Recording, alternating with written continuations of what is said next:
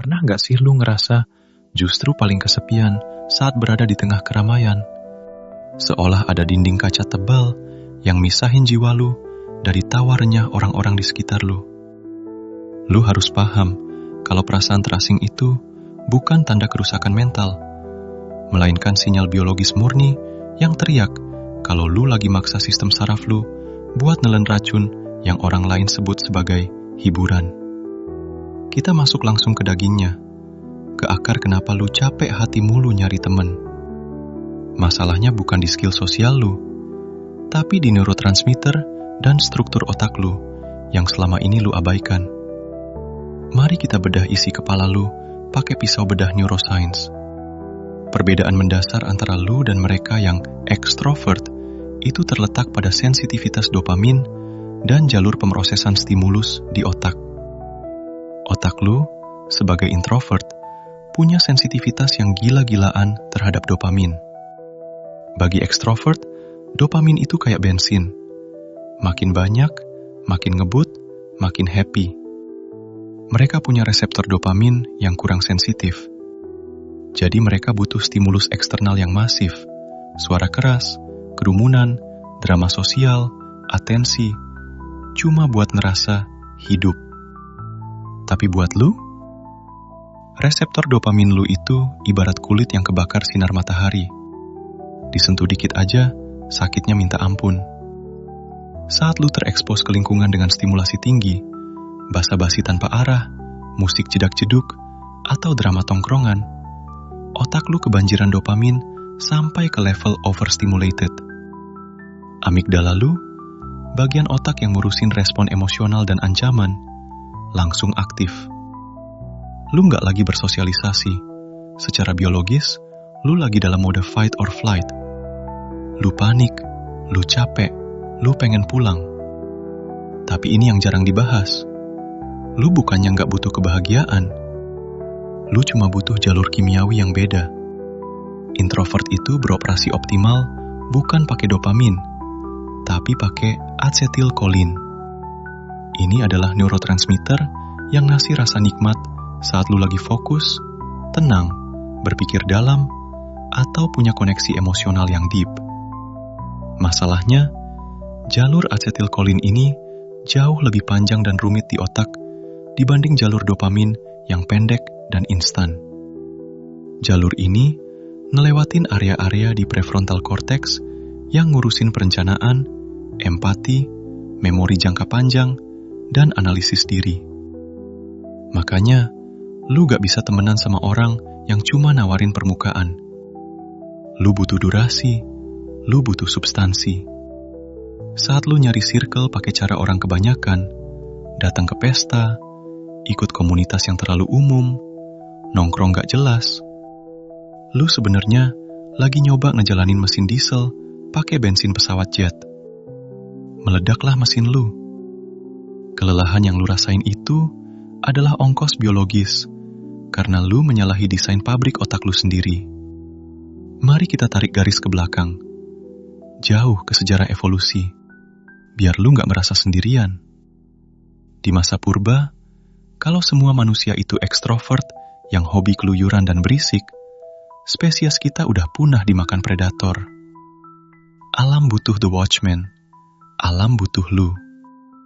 Introvert adalah mereka yang diam di gua, mengamati pola cuaca, dengerin suara ranting patah sekecil apapun, karena reticular activating system atau RAS lu emang diset buat nyaring detail mikro dan merencanakan strategi jangka panjang.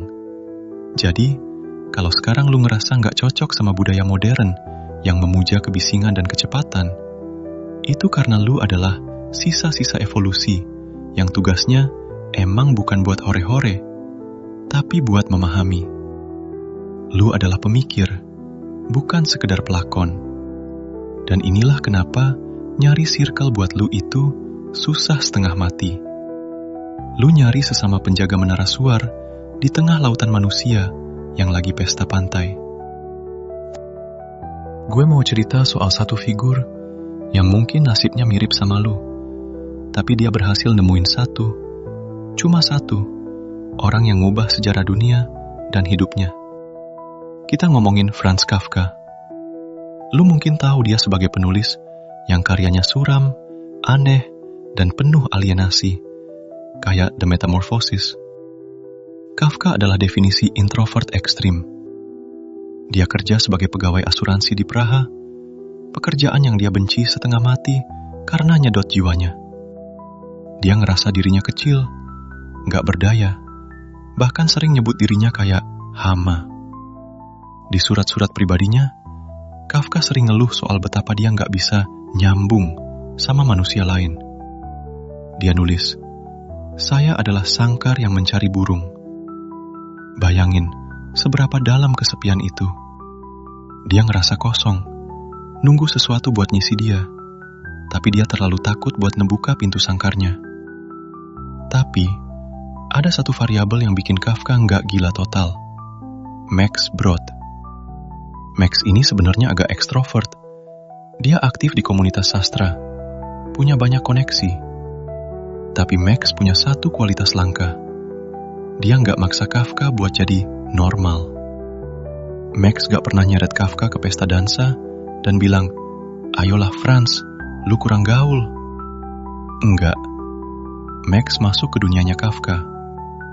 Mereka sering duduk berjam-jam, cuma ngomongin ide, filsafat, dan ngebacain naskah. Max Brod adalah circle-nya Kafka. Satu orang doang. Tapi satu orang ini berfungsi sebagai jangkar realitas buat Kafka. Bahkan, saking percayanya Kafka sama Max, pas Kafka mau meninggal karena TBC, dia ngasih wasiat ke Max. "Bakar semua tulisan gue yang belum terbit. Semuanya sampah." Kalau Max itu teman yang toksik, atau teman yang gak paham kedalaman jiwa Kafka, dia bakal ngebakar itu atau malah ngebuangnya. Tapi Max Brod, dengan segala pengkhianatan yang didasari cinta, milih buat ngelanggar wasiat itu. Dia nerbitin karya-karya Kafka. Dunia punya The Trial, The Castle, dan The Metamorphosis. Karena satu orang teman yang benar-benar klik. Pelajaran dari Kafka ini brutal tapi indah. Lu gak butuh squad. Lu gak butuh geng.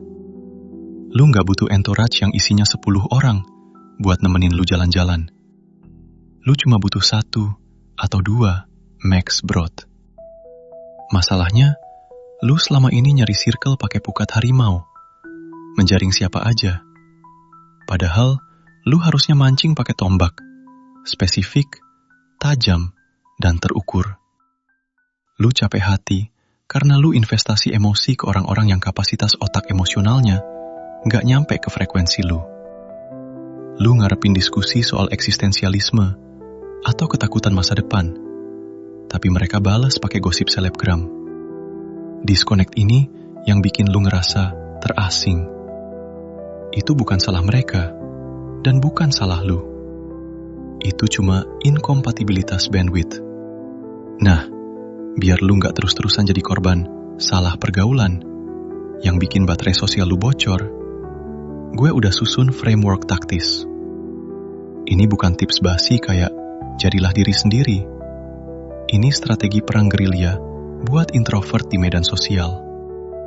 Ada 6 tahap The Deep Dive Protocol buat nemuin circle yang pas. Tahap 1, The Biological Audit, audit biologis. Sebelum lu keluar rumah, lu harus jujur sama kapasitas baterai lu. Berapa jam lu tahan interaksi sosial sebelum lu jadi cranky atau shutdown? Apa topik yang bikin mata lu berbinar? Apa topik yang bikin lu pengen muntah? Tulis ini. Kebanyakan introvert gagal karena mereka diskon diri sendiri. Mereka maksa ikut nongkrong 5 jam, padahal kapasitasnya cuma 2 jam. Mereka ngangguk-nangguk pas ngomongin bola, padahal mereka mau ngomongin psikologi. Mulai sekarang, stop diskon diri lu. Kalau lu cuma tahan 2 jam, ya 2 jam pulang. Kalau lu gak suka topiknya, diem atau alihkan. Lu harus tahu harga energi lu sebelum lu belanja temen. Tahap 2, Signal Broadcasting, Pemancaran sinyal. Ini kuncinya. Gimana caranya Max Brod lu bisa nemuin lu kalau lu terus-terusan pakai topeng orang asik? Introvert sering banget masking, pura-pura ekstrovert biar diterima. Ini blunder fatal. Saat lu masking, lu menarik orang-orang yang suka sama topeng lu, bukan sama lu. Hasilnya, lu punya temen, tapi lu tetap ngerasa kesepian. Mulai sekarang, pancarkan sinyal asli lu. Kalau lu suka baca buku, bawa buku itu kemana-mana. Kalau lu suka anime, pakai kaosnya. Kalau lu punya opini aneh, suarakan sedikit demi sedikit.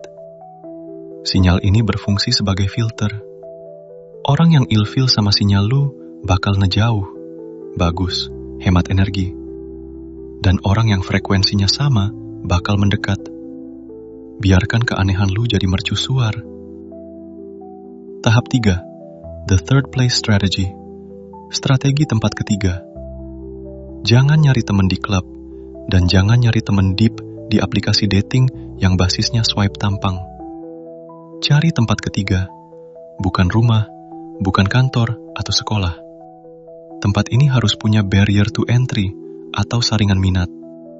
Contoh, klub buku, kelas keramik, komunitas astronomi, forum diskusi filsafat online, atau guild di game RPG yang serius. Kenapa? Karena di tempat-tempat ini, fokusnya bukan pada sosialisasi buta, tapi pada objek minat. Buat introvert, ngobrol itu susah kalau tatap mata langsung tanpa konteks. Tapi, kalau kita ngobrolin objek, bukunya, tanah liatnya, bintangnya, strateginya, tekanan sosial hilang. Kita nyambung lewat jembatan minat itu. Ini memicu jalur asetilkolin lu, bukan maksa dopamin murah. Tahap 4. The vulnerability test. Uji kerentanan. Pas lu udah nemu kenalan yang potensial, jangan kelamaan terjebak di small talk. Basa-basi itu neraka buat kita. Coba lakukan deep dive kecil. Lempar satu pertanyaan atau pernyataan yang agak beresiko atau personal. Misalnya, daripada nanya, kerja di mana? Coba tanya, lu ngerasa nggak sih kerjaan lu sekarang itu calling lu atau cuma buat bayar tagihan? Lihat reaksinya. Kalau dia kaget, awkward, dan balik ke topik cuaca, oke, dia bukan circle inti lu. Jadikan kenalan biasa aja. Tapi kalau matanya nyala, dia diam bentar buat mikir, dan jawab dengan jujur. Bingo, itu kandidat circle lu. Jangan takut dianggap aneh. Orang yang tepat bakal ngerasa lega, karena akhirnya ada yang ngajak ngomong beneran. Tahap 5. Low maintenance, high fidelity. Perawatan rendah, kualitas tinggi. Introvert itu tenaganya habis kalau harus chat tiap hari atau ketemuan tiap minggu. Circle yang pas buat introvert adalah tipe persahabatan kaktus. Jarang disiram, tapi nggak mati. Lu harus set ekspektasi di awal. Sorry ya, gue emang kadang slow respon kalau lagi butuh waktu sendiri. Bukan karena gue marah kok. Temen yang tepat bakal ngerti dan menghormati ini. Circle terbaik buat introvert adalah mereka yang bisa diam-diaman bareng di satu ruangan tanpa ngerasa canggung. Lu baca buku, dia main HP, dan itu rasanya nyaman. Itu the holy grail-nya pertemanan introvert. Tahap 6. The ruthless curation. Kurasi tanpa ampun. Ini tahap terakhir dan terberat. Lu harus berani memecat orang dari inner circle lu. Kalau ada temen yang tiap ketemu isinya cuma ngeluh, vampir energi, yang bikin lu ngerasa kecil, yang gak pernah dengerin lu balik, cut them off. Atau setidaknya, pindahkan mereka ke ring 3, kenalan jauh. Energi lu terbatas, bro. Prefrontal cortex lu butuh glukosa banyak buat memproses interaksi. Jangan buang sumber daya berharga itu buat orang yang gak ngasih return on investment secara emosional. tega pada orang lain demi sayang pada diri sendiri. Lu harus paham satu hal yang filosofis banget tentang kondisi lu ini. Jean-Paul Sartre pernah bilang, hell is other people, neraka adalah orang lain. Tapi kutipan ini sering disalahartikan. Maksud Sartre bukan berarti kita harus benci orang. Maksudnya, neraka itu adalah ketika kita terlalu peduli sama pandangan orang lain, sampai kita kehilangan diri kita sendiri. Buat introvert, neraka adalah ketika kita mencoba hidup dengan naskah orang lain. Kita mencoba jadi seru, jadi ramai, jadi populer.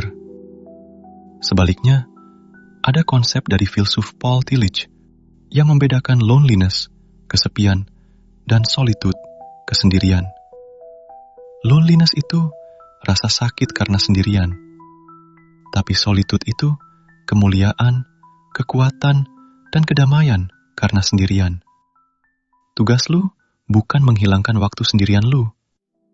Tugas lu adalah mengubah loneliness jadi solitude. Dan lu cuma bisa melakukan itu kalau lu punya circle, sekecil apapun, yang memvalidasi keberadaan lu.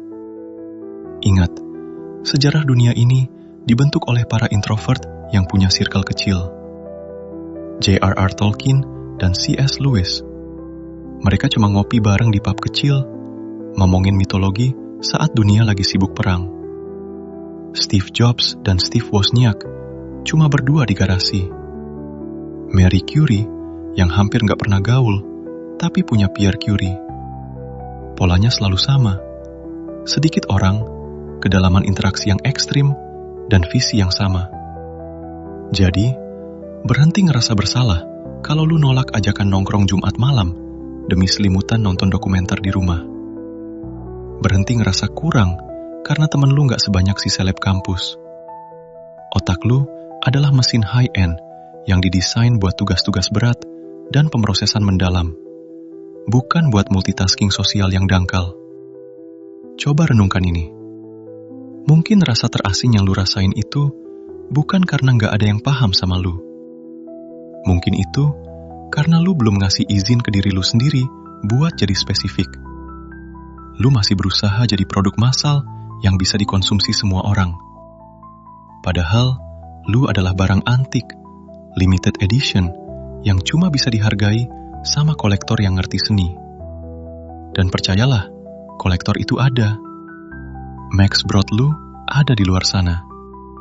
Tapi dia gak bakal nemuin lu di kerumunan pasar malam.